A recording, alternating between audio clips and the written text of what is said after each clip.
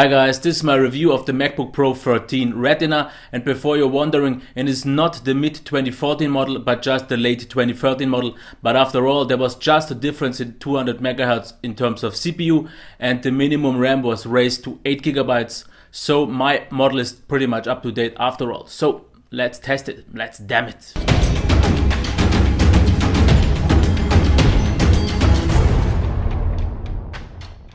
Let's talk about the design and the build quality, and the first thing I want to talk here about is the build quality itself, because the device is made of aluminum and it feels super premium, looks very elegant, sleek and also very solid.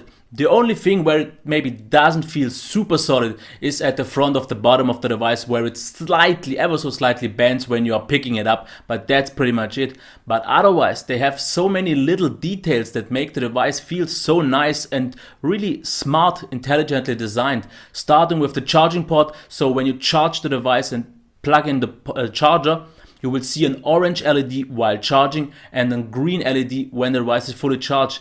This is a small thing but really makes a difference. Another really nice thing is the cutout at the front of the device, so you can open it with one hand. And another good thing here is the stiffness of the hinge, because it is stiff enough so it won't wobble around, but it is loose enough so you can open it with one hand. This is also one maybe small thing, but it really makes a difference, because opening with one hand is something I really prefer to do. One thing about the design that isn't so perfect is the edge on the front before the keyboard, because there I scrub a lot against it, and using the keyboard for a longer period of time, scratching against it was a bit annoying. If you are a bit higher above the keyboard and don't get along this edge, the problem isn't there. But otherwise this is really great. And another one really small thing I have to mention is when you close the device, this closing sound sounds something like from a luxury car. You really have to hear it, because all the other laptops, they just close and boom. And this has so a nice comforting sound. Those small things make a difference. The next thing I want to talk about is the keyboard, because it is a really outstanding keyboard, and I would even dare to say it is the best on the Ultrabook market. Maybe the key travel isn't the biggest one and the resistance isn't so big, but it just feels right for me, because the layout and the overall design of the keyboard just worked perfectly for me. I could type so fast and with so few flaws I never saw before, and it's just an enjoyable, pleasurable experience to type on this keyboard.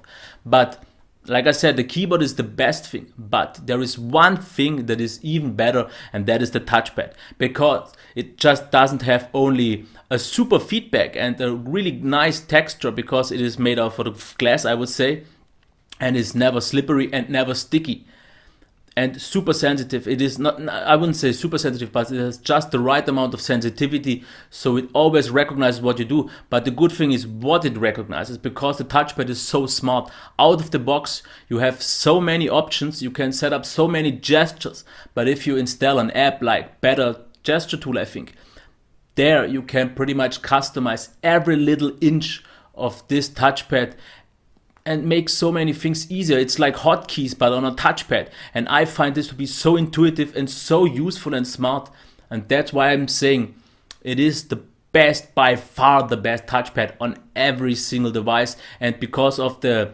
system integration, it just works way better than on anything else. So in overall, I'm pretty impressed with the design and the hardware, and I can't complain about anything at all. The only thing is the edge, which I don't like, but otherwise it's pretty much very close to perfect. Okay, so now let's head on to the display. We have a 13.3-inch display with a resolution of 2560 by 6300, which they call Retina. And I have to say it is super sharp, but it's not like there aren't sharper displays out there. But the good thing here about macOS is it handles scaling way better. You have two different options, one that is showing you the native resolution, then you have 3 different scaling solutions, but those work way better than on any other Windows device. And I have to say, scaling works nice, everything is sharp and everything has the correct size, nothing is too small or nothing is too big if you don't want to. So that's a really nice thing. About the brightness, the device can get very bright, and even in sunny daylight, in my room at least here, I never had any problem. I had to go higher, of course, but usually in a normal lit room I'm at about 40-50%, maybe 60 if I just want a brighter level. So definitely everything great here. In terms of the whites, I am super happy. They are, I would say, pretty much neutral. Not too cold, not too warm. Maybe ever so slightly warmer, but I would say pretty much perfect, because you can look at it for a long time and it's not fatiguing you. All fine here. About the blacks maybe are the weakest thing here. Not saying they are weak. They can get pretty deep, but if you're watching a lot of videos with a lot of dark content, you will notice sometimes a little bit of details getting lost. But like I said, this is complaining on a very high level. About the colors, awesome. I can't say anything about them. They are vibrant enough to give you a nice, pleasurable experience, but never too saturated so they would feel inaccurate. They look very accurate to me, and I would say pretty much what you expect them to be. Perfect balance in terms of vividness and accurateness. I would say awesome. The viewing angles also as well are totally solid. No matter how you look at the device, it just looks right. Nothing to complain here at all. So in overall, the display, I would say, is the best I've seen on any Ultrabook so far. I've seen the one on the Yoga 2 with the higher resolution. I've seen a lot of different displays right now, but working together with the OS, this is the best in my opinion I've seen so far. In terms of sound, as always, I will give you a small demo right now.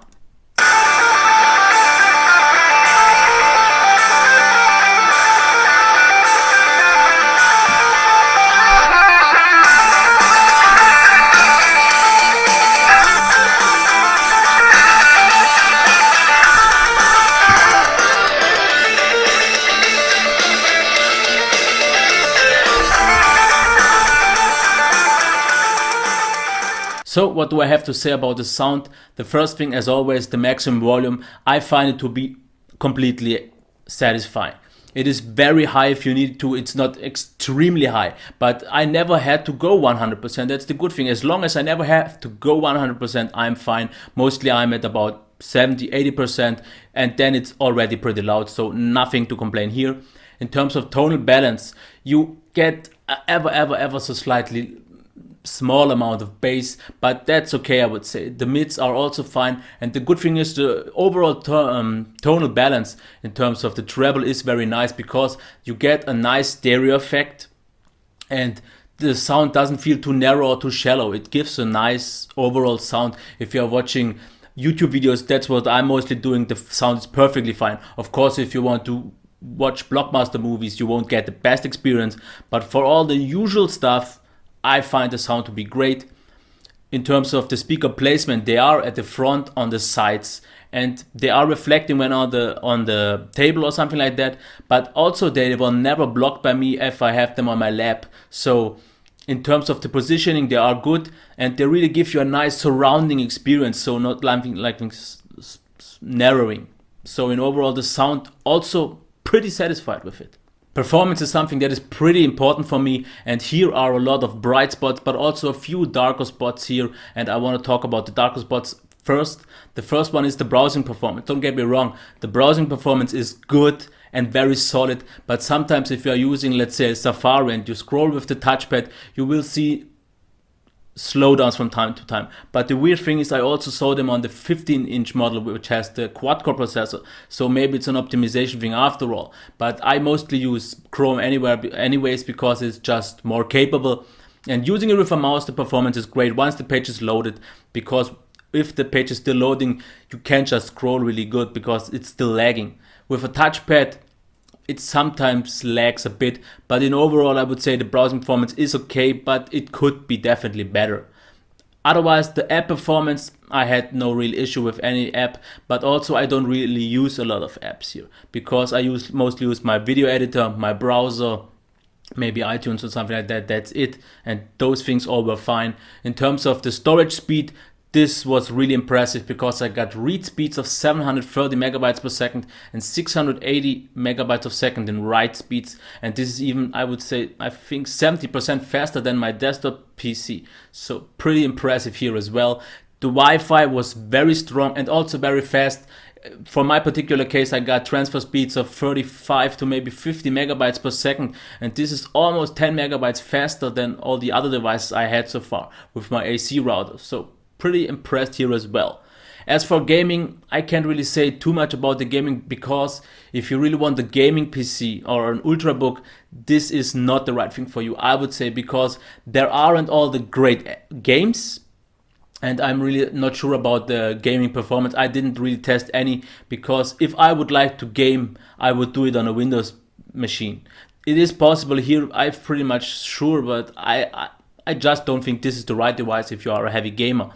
The one thing I want to talk about that is really, really awesome here is the video editing, because we are using an Intel Iris Graphics 5100, and the Intel Iris is way more performant than the Intel HD 4400 I see on most other devices. Because if you are a heavy video editor, this is the right small portable machine, because I use it mostly right now for my default video editing and everything works fine. If I use iMovie or Final Cut, of course the video editing itself isn't as good and as fast as on my quad core Intel, Intel i3770T. It can't compete with that, but for a portable machine, and the good thing here is that I love the video editing software here. Final Cut Pro and iMovie really do an easy but still very capable job. So the rendering is also very fast. So if you want to video edit a lot, this could be the right device for you. So in overall, the performance is on a very good, very satisfying, solid level. But things like the slowdowns within app switching and in the browser could be a little bit better, but after all, still pretty good. Now let's talk about battery life, noise and the heat. And the first thing, as always, a full charge needs 2 hours. About the battery life itself, it's hard for me to tell because I didn't find any app that could tell me how long I've using the device. But so far, from what I can tell from my personal experience, it was the best battery life so far from all the devices I've tested. It was very solid, convincing. The standby drain was almost non-existent, and I could use it for office stuff for hours and hours and hours, and video watching as well. I would say for video editing, 4 hours of straight video editing should be no problem. This is what I usually got when the device got low in terms of battery, but that's a pretty good term because video editing is pretty heavy after all. The one thing where the battery kills almost too fast is a video hangout. There I had a drain of 1% a minute about. And the device also gets very hot and very warm. And this brings me to my next point, the noise and the heat. Because the one thing where the device gets really warm are, like I mentioned, the hangouts. And there the device gets hot and warm. I don't really know why, but that's pretty much the only thing. Otherwise, the device 90% of all the times is practically silent. You hear nothing out of it. If you're doing some slightly heavier stuff, the fans kick in, but ever so subtle, and I never really noticed them on video, even on video editing, and that's a really nice thing. They just sometimes start, and also very subtle. So heat and noise is very acceptable, but one thing where I don't like the heat so much is on the bottom, because all the heat gets down, and since it's all of aluminum, and I'm using the device on my legs for typing when I'm doing my blogging or doing anything else with typing, there my legs start to sweat and it gets too warm and sometimes even uncomfortably warm. So I would wish there to the fans kick a bit more in so the device cools a bit down. But otherwise, in overall, the battery is fantastic. The noise, absolutely fantastic. And just the heat is one thing I would like to be a bit more subtle. We've talked a lot about the hardware, but what about the software? We are running macOS 10 here. So this is something I would say pretty much completely different to Windows. And if you don't like anything besides Windows or maybe Linux, this maybe isn't the right one for you. But I was open-minded, I started it, and I have to admit, it is a pretty nice, easy to learn, convenient, and still quite capable system. It did all I needed it to do. It was very intuitive to learn, and I really like all those multitasking stuff, because you can use every app in some kind of full screen mode or in a desktop mode, and switching between those full screen modes is very easy if you configure it right on your mouse or the touchpad, and multitasking there is really awesome. Then this is something I really liked a lot. Otherwise, we have a lot of really polished apps, but honestly, I don't really use a lot of apps on my laptop. I use a video editor, a video player, maybe the browser, and a couple of small stuff. But if you need a lot of apps, they are there overall. Otherwise, the performance of the system is very good in overall. Switching between full screen apps sometimes, so the multitasking you will notice a smaller bit of slowdowns, but that's pretty much it. There are a few annoying things though. The first thing to mention is the mouse sensitivity. Right out of the box, the scrolling is very weird, because if you scroll very slow, it almost doesn't scroll at all. And if you have to scroll with a normal mouse speed, you have to scroll pretty fast. This is something you have to get used to. The other thing I think is more of a personal thing of mine, or personal issue, but I had a lot of trouble accessing my network storage.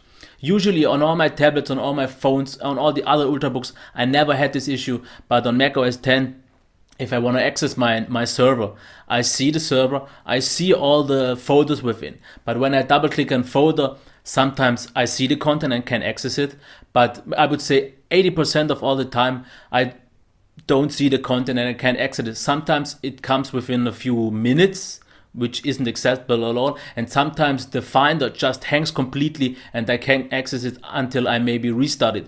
So accessing the server for me somehow was a big annoying issue, but otherwise in overall the system was very nice. I really like to use macOS, and all the apps that are there are really nice to have. So in overall, definitely a thumbs up. Okay, now I want to give you a quick recap, and this time it will be really quick. So what about the device? First of all, build quality, best in class. Keyboard, pretty much the best in class. The touchpad is, in my opinion, by far the very best in class. The display also best in class. Performance, I would say, is good to very good, but not always. If you're doing video editing and so, due to the Intel Iris 5500, there is nothing to complain here. Very solid, very high performance. Within the browser, Windows devices sometimes are faster, especially using Internet Explorer, but still very satisfying. In terms of battery life, very awesome. Pretty much top notch with everything else on par. The noise is the best I've seen so far, because other devices were subtle and pleasant, but this one was almost silent all the time, and this is a really good thing. One device where it's pretty weak though is the heat, because it is also the hottest device I've ever used so far, especially on the bottom. It is quite hard to use, and this is definitely a weakness. In terms of software, I'm still convinced it is a really great system. I have to see, maybe I will check it on my projector how good it is as a desktop system, but on a laptop with an Ultrabook with a touchpad and the mouse, it works very great. So it's time to come to the end and answer my final two questions. Would I recommend this device and would I buy it? Would I recommend it? Most definitely yes. If you want to do a lot of video editing and you need a quite powerful Ultrabook with best of the best attributes in everything, so I mean display, sound and all the other stuff, this is the device for you. And if you say maybe the device is very expensive, I have to say one thing. Check the competition, and I did this, and all the others, they don't give you anything better for the price. Okay, you get maybe an i7, but therefore you get here the Intel Iris 5100 that makes up for even more, I would say, because the difference between the i5 and i7 doesn't compensate for the graphics this one has. So don't see this as the overpriced device. It is very expensive, I have to agree, but it is worth every penny, because you will notice every cent you put on it, you will get it back in terms of quality and overall experience. And this leads me to my second question, would I buy it? And yes, I would buy it, and I'm also giving it the highest rating of all Ultrabooks I've given it so far. But the reason is not because I bought it, it gets the highest recommendation. The reason is I bought it because of this high rating. The device in overall is just so close to perfect, and the only two things I maybe have to complain about is the hard edge in front of the keyboard I don't like so much, and the pretty big heat dissipation it gets. And maybe the performance, it could be sometimes a bit better, but in overall the package just is close to perfect. And now maybe you could have a question for me, and you could say, Damir, you always complain about everything and so much, and you didn't complain close to as much on this device.